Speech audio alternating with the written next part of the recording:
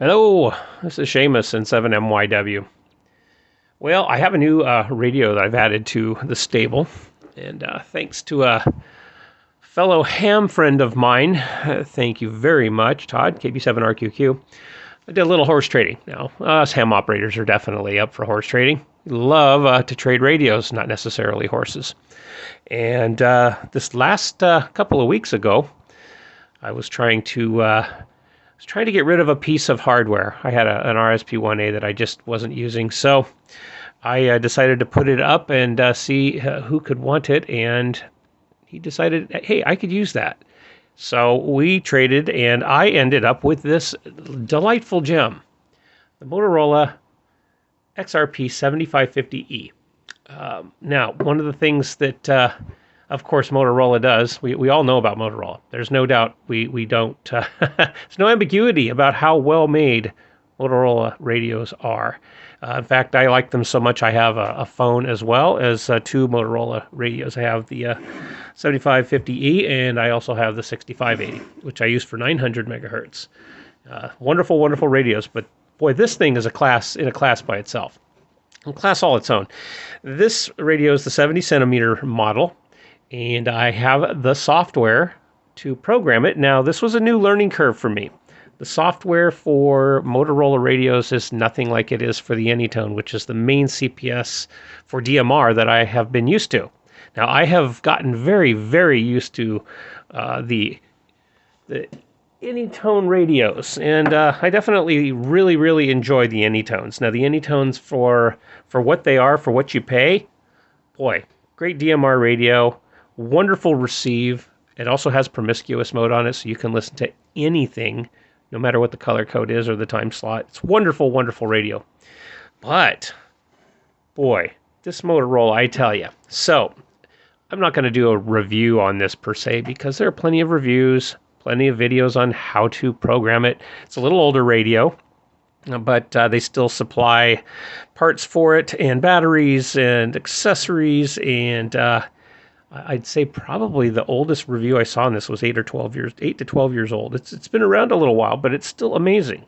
I think one of the wonderful things I like about it, once you get it programmed, is it's real easy to program the front panel so that you can go through all of your zones just like you can with any other DMR radio.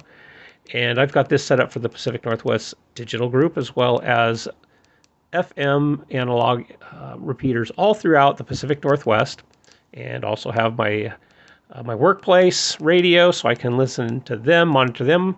I have GMRS, simplex frequency, I have everything in here. So it's an amazing radio. I think one of the great things about this radio is that you can program and customize everything. It's built like a tank. The batteries that come with it are expensive, but I did buy some aftermarket batteries for about $30 that work very, very well. They are not Impress batteries, but they also don't cost $100 for a battery. So Motorola puts out an amazing product. This was an expensive radio, so I really got a good deal on this, and it worked out well. So after all of the programming, which has taken me, oh goodness sakes, I bet it's taken 25, 30 hours worth of programming, and I still want to add some more to it. But it will be one of my top radios to take out for 70 centimeters. It just works beautiful, and it sounds great. That's one of the wonderful things about it. Actually, here, let's. I think what I'll do is I'll change zones, and I will pop on up to my local system. I'll go down to the Parrot and see if I can get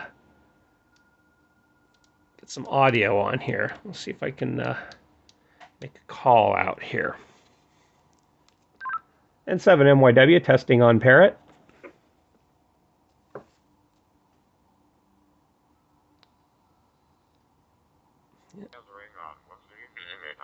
Local Smoke Group, Washington 2.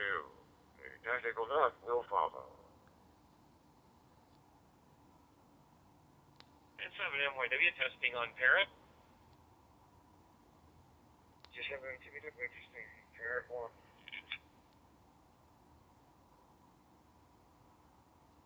So that came in really good, although I have to say I'm quite a ways away from the repeater.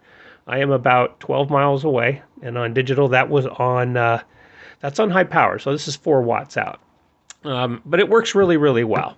So I have a newfound appreciation, even more than I already did, for Motorola radios. This has just been an absolute dream. It would be fun to have one that's also VHF, but this is what I really wanted. I wanted something UHF that I could take with me that will get me onto my. I love the Pacific Northwest Digital Group. They have such an amazing network up here that I can go anywhere in the Northwest and be able to usually hit a repeater.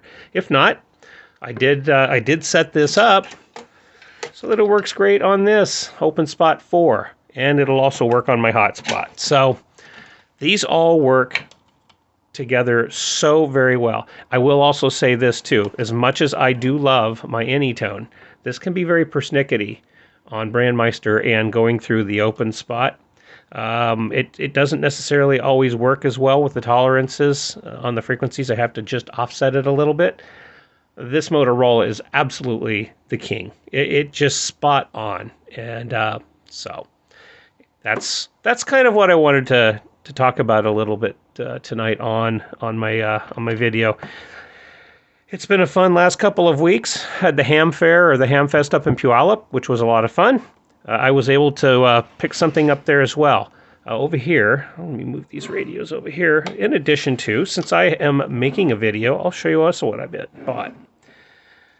I just absolutely love my Uniden BCD 436. While I was there, this is mainly what I purchased. It was a little 3D printed stand so that I can put my scanner in there. And now I'm using it a lot more than I did before. So, wonderful, wonderful purchase. I actually did pretty well. I didn't purchase a lot of things. So, it was good. It was a very good Hamfest. Really enjoyed going, and now the next one's going to be CPAC and Seaside. So, that is going to do it for this video. I hope you enjoyed it. I really do enjoy making these. If you enjoyed it, please give me a thumbs up. And if you haven't subscribed, please subscribe. Thank you so much for anybody who has subscribed already. We finally made it over 2,000 subscribers. I'm very, very happy about that. I don't get paid for any of this. I definitely don't get paid from YouTube. I guess you got to be up in the 100,000 plus to even think about that, but that's not why I do it. I do it because I enjoy it. And so let me know in the comments below what you think. Do you have a Motorola that you use for the ham bands? Which one do you have? And which frequency range are you using it? Which ham band are you using it on? Let me know in the comments below. And yes, please subscribe and give me a thumbs up, and let me know what you think. So on that note, I am going to close this video. Thank you so much for watching. Have a wonderful evening, a wonderful weekend, and we'll look forward to the next video. 73 from Seamus and 7 MYW.